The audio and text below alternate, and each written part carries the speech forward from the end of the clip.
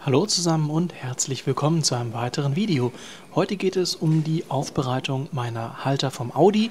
Die sehen wir hier und eben der Halter vom Stabilisator bzw. des Stabilisatorgummis am Camaro. Die sind beide relativ stark in Mitleidenschaft gezogen und ich möchte euch jetzt heute zeigen, wie ich die wieder aufbereite.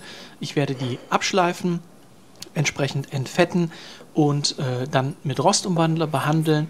Die Gummis, die sind noch einwandfrei, aber eben die Metallstücke, die sind eben schon relativ stark korrodiert. Besonders hier an dem Halter ist es sehr extrem. Deswegen, wie gesagt, abschleifen, entfetten, Rostumwandler und am Ende mit Unterbodenschutz dann lackieren. So, und jetzt ab in den Zeitraffer.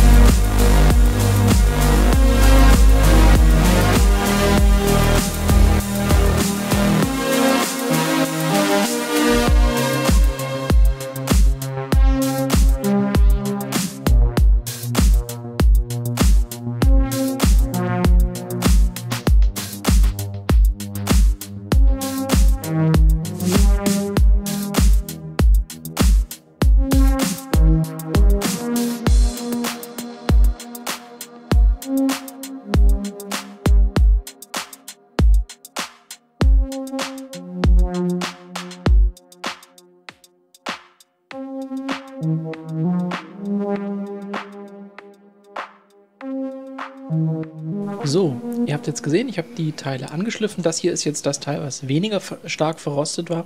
Deswegen sieht das auch entsprechend besser aus.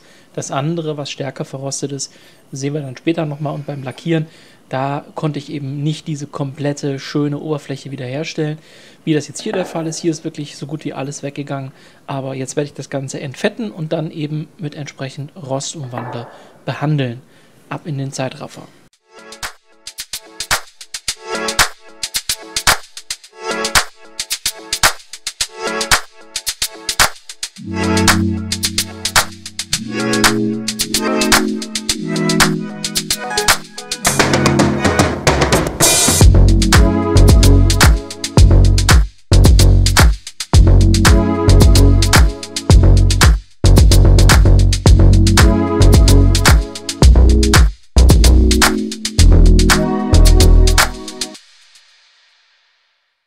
So, jetzt habt ihr gesehen, ich habe das alles angeschliffen, habe das entsprechend mit Silikonentferner die losen Reste entfernt und habe sie jetzt mit Rostumwandler behandelt. Wir sehen auch hier die Stellen, wo es rostig ist. findet so eine leichte Verfärbung statt. Das bedeutet, da setzt jetzt schon der chemische Prozess ein. Das sind die Stellen, wo es hier so schwarz wird. Und das ist eben auch genau die Idee von so einem Rostumwandler, dass durch diese chemischen Prozesse dieser weitere Rostfraß gestoppt wird. Das muss jetzt so 2 bis 3 Stunden trocknen. Ich lasse das auf jeden Fall mal einen ganzen Tag trocknen. Und das habe ich, wie gesagt, an den betroffenen Bauteilen gemacht. Also sowohl die Halter für den Auspuff am Audi als auch jetzt hier die Halter für die Stabilisatorgummis am Camaro. Die Gummihalter am Camaro waren Gott sei Dank noch nicht so ganz stark verrostet.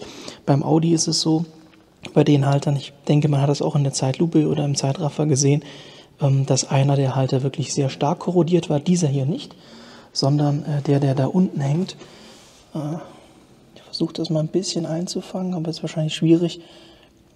Sehen wir dann, wenn er fertig getrocknet ist. Auf jeden Fall sind da noch relativ große Roststellen, deswegen ist er auch zu großen Teilen eben komplett schwarz, weil da wirklich viel Rost dran war. Das heißt, da wird dann das Endfinish von der Oberfläche nicht ganz so toll werden, wie jetzt zum Beispiel hier. Hier haben wir so gut wie den gesamten Rost wegbekommen, der war nur oberflächlich und da werden wir ein schönes Finish erreichen. Das schaffen wir bei dem anderen Halter nicht.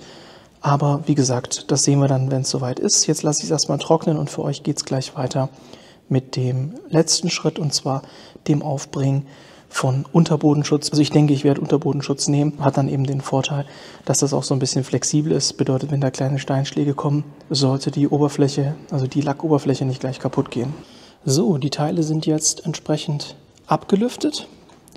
Das heißt, wenn wir uns das einmal anschauen, da ist jetzt überall der Rostumwandler drauf. Das ist auch trocken.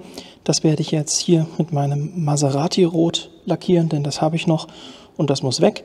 Da fange ich jetzt erstmal mit den Haltern vom Audi an und wenn es reicht, mache ich auch noch die vom Camaro. Wenn es nicht reicht, nehme ich hier halt ein einfaches Schwarz. Aber ja, wie gesagt, die sind jetzt fertig und da gab es ja auch, hatte ich ja erwähnt, die Geschichte, dass dieser Halter hier, der war ja ein bisschen schlimmer betroffen. Da konnte ich hier eben, wie gesagt, die Rostrückstände nicht so toll entfernen. Da ist ein bisschen was zurückgeblieben. Wohingegen, wenn wir uns den anderen anschauen, das ist jetzt der andere und der ist halt richtig gut geworden. Der war aber auch nicht so stark verrostet. Wie gesagt, die werde ich jetzt lackieren mit meinem Maserati-Rot und dann lüften die wieder ab. Und dann sehen wir auch im Anschluss das Endergebnis.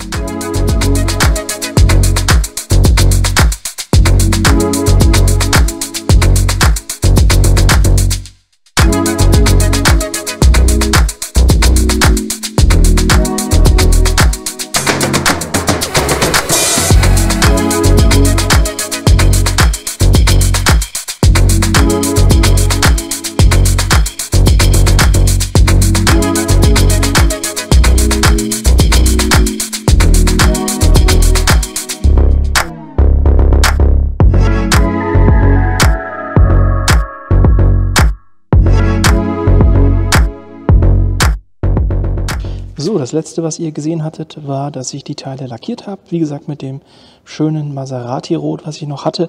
Das ist noch aus den Zeiten, als ich den 4200 Cambio Corsa besessen habe. Da wollte ich mal was in Maserati-Rot lackieren, ist aber nie dazu gekommen. Deswegen, die hatte ich jetzt schon ewig und die musste einfach mal weg. Das ist der Halter, wo relativ wenig Rost war. Und wenn wir uns das jetzt mal im Close-Up anschauen, ist der wirklich schön geworden. Das sieht richtig toll aus. Die Oberfläche ist auch ganz glatt, weil hier eben keine riesigen Restbrocken oder Reste von Rost vorhanden waren. Das hat jetzt alles gut funktioniert. Hier oben ist noch so eine kleine Ecke, wo eben ein bisschen mehr Rost war. Da sieht man noch so ein paar Pickelchen. Ansonsten ist es sehr schön geworden. Ich habe jetzt hier auch keine Läufer. Hier kommt jetzt kein Klarlack drauf, das lasse ich so, da bin ich sehr zufrieden. Und jetzt halt die Sachen, wo halt schon mehr Rost und mehr Oberflächenschäden vorhanden waren. Da sieht man dann eben hier solche Unebenheiten. Aber auch hier ist es eigentlich ganz gut geworden, da kann ich mich jetzt nicht beklagen. Sprich, die sind konserviert und kann ich dann, falls es nötig sein sollte, irgendwann nochmal einsetzen. Und hier eben das negative Beispiel, wo eben schon relativ viel Rost auf der Oberfläche vorhanden war, dass ich halt auch mit den Drahtbürsten nicht wegbekommen habe. Mit der Flex wäre es vielleicht gegangen, aber die Flex kriege ich hier nicht rein, denn dafür ist hier einfach das Teil von der Grundkonstruktion oder von der Form so, dass man hier mit der Flex nicht reinkommt. Hätte ich vielleicht irgend so eine kleine Handfeile oder irgendwas gebraucht oder halt es gibt ja diese Elektroschleifer, die einen relativ dünnen Kopf haben, aber hatte ich jetzt leider nicht zur Hand. Bedeutet, da habe ich es halt nicht so 100% wegbekommen.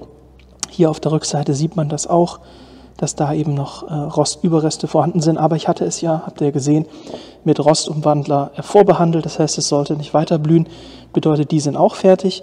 Und jetzt stecken wir da mal noch die gesäuberten Gummis drauf. So, hier sind jetzt die alten, aber gereinigten Gummis. Die sehen jetzt wieder einigermaßen gut aus. Also ich hätte sogar gesagt, fast besser als einigermaßen gut. Also gut.